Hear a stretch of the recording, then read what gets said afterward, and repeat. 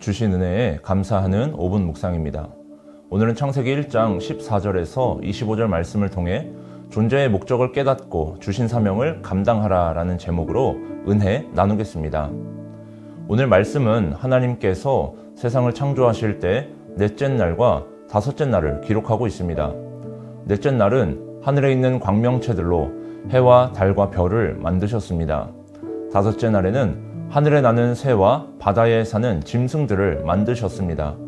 하나님께서는 총 6일에 걸쳐서 창조를 마치셨습니다. 6일 동안 이루어진 창조의 특징이 있습니다. 모든 창조의 시작은 하나님의 말씀이었습니다. 그리고 모든 창조의 마지막은 하나님께서 보시기에 좋았더라입니다. 내용 관찰 첫 번째 질문입니다. 하나님께서는 궁창의 광명체들로 무엇을 하도록 하십니까? 하나님께서 이르시니 곧 하나님께서 말씀하셨습니다. 하나님께서 하늘의 궁창에 있는 광명체들에게 낮과 밤을 나누고 날과 해 곧 하루와 1년을 이루도록 말씀하셨습니다. 하나님께서 주신 명령으로 인해서 이제 세상은 빛으로 인해 낮과 밤이 구분되었습니다. 낮과 밤의 구분이 생김으로써 하루라는 시간이 생기게 되었습니다. 이렇게 만들어진 하루라는 개념이 모여 1년을 이루게 되었습니다. 지금까지도 세상이 돌아가는 시간적 원리를 만들어 놓으셨습니다. 하나님께서 말씀하시기 이전까지는 궁창에 무질서하게 있었던 하늘의 광명체들이었습니다. 하나님께서 무질서와 혼돈의 상황 속에서 광명체들에게 말씀하시고 임무를 부여함으로써 해가 되고 달이 되고 별이 되었습니다. 광명체들에게 개별적인 역할이 주어졌습니다. 내용 관찰 두 번째 질문입니다. 하나님께서는 물과 하늘, 땅에 어떤 명령을 내리십니까? 물들에게는 생물을 번성하게 하고 하늘에는 새가 나르리라 라고 하십니다. 땅에게는 생물을 그 종류대로 가축과 기는 것, 땅의 짐승을 종류대로 내라고 하셨고 하나님께서 명령하신 그대로 되었습니다. 연구와 묵상입니다. 하나님께서 창조물마다 일일이 명확한 존재 목적을 부여하신 이유는 무엇입니까? 창조는 하나님의 뜻과 계획이 분명한 하나님의 일하심입니다. 하나님에게는 아무런 의미와 목적이 없는 일하심이 없습니다.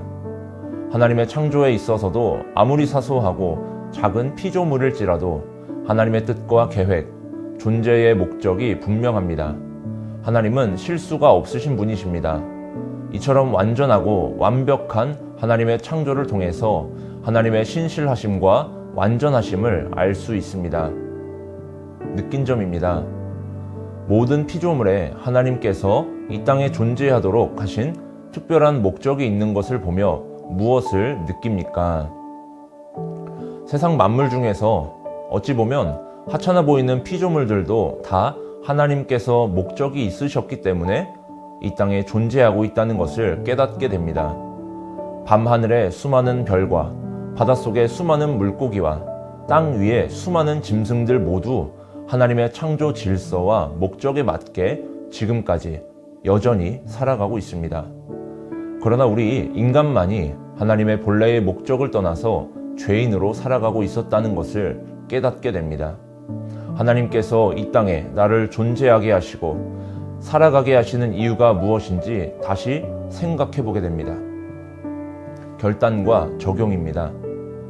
내가 하나님께서 주신 목적에 따라 사명을 감당했던 적은 언제입니까?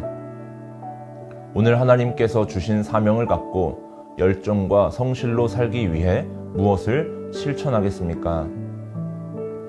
하나님께서 우리에게 주신 본래의 목적은 크게 두 가지로 나눌 수 있습니다. 하나님께서 우리를 지으시고 우리에게 주신 사명은 수직적인 사명과 수평적인 사명이 있습니다. 수직적으로는 피조물인 우리가 하나님을 예배하는 것입니다.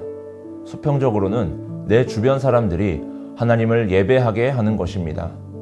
따라서 우리에게 주어진 사명은 나 자신과 주변 사람들에게 하나님께서 주신 본래의 목적을 회복시키는 것입니다. 먼저는 나 자신의 예배가 회복되어야 합니다. 예배에는 사람들이 함께 모여드리는 공예배가 있고 개인적으로 삶의 자리에서 하나님을 높이는 삶의 예배가 있습니다. 하나님의 피조물로서 하나님께 감사하고 즐거워하는 것이 예배입니다. 내 삶에서 진정 하나님을 기뻐하는 자가 되어야 합니다. 하나님께서 내게 베풀어 주신 영원한 생명의 은혜가 말로 형용할 수 없는 기쁨으로 다가와야 합니다. 두 번째는 아직 하나님을 알지 못하고 예배하지 못하는 사람들에 대한 궁휼한 마음이 있어야 합니다. 아직 예수님을 주로 믿지 않는 자들을 보면서 정죄하고 판단하기 이전에 그들의 영혼을 향한 궁휼함이 있어야 합니다. 아직 하나님을 믿지 못하고 내가 받고 있는 최고의 은혜를 아직 알지 못하는 것에 대한 안타까움이 있어야 합니다. 안타까움과 궁휼함, 생명을 주신 그리스도의 사랑을 가지고 내 이웃도 하나님을 예배하는 자가 될 수 있도록 힘써야 합니다. 이것이 하나님께서 나를 창조하신 목적, 부르신 목적입니다. 나를 향한 하나님의 뜻과 계획이 분명히 있습니다. 세상에 널린 자연 피조물들에도 하나하나 하나님의 창조 목적이 있습니다. 그들에게 주어진 하나님의 명령이 있습니다. 우리는 자연 피조물보다 더 가치 있는 하나님의 형상을 가지고 있는 사람입니다. 우리 한 사람 한 사람에게도 하나님의 창조 목적이 있습니다. 부르심에 대한 목적이 분명히 있습니다. 하나님께서 우리에게 주신 본래의 목적을 회복하고 이루어가며 하나님께서 보시기에 좋았더라 라고 할 수 있는 삶을 살아갑시다. 이 시간 함께 한마음으로 합심하여 기도합시다. 말씀을 기억하면서 하나님께서 우리를 지으신 창조 목적을 회복하게 하시고 우리를 통해서 주를 알지 못하고 믿지 못하던 자들이 하나님의 뜻과 계획을 알게 하시고 주께로 돌아오게 하소서. 교회와 담임 목사님을 위하여 성문교회가 주의 몸된 교회로서 한국교회의 모범이 되는 예배 공동체가 되게 하시고 세워주신 담임 목사님 영육간에 강건하게 붙들어 주셔서 피곤치 않게 하여 주소서. 영가족들을 위하여 육신의 질병과 경제적인 어려움, 진로에 대한 고민으로 힘들어하는 자들을 위로하여 주시고 하나님의 인도하심으로 회복되는 역사를 경험하게 하여 주소서.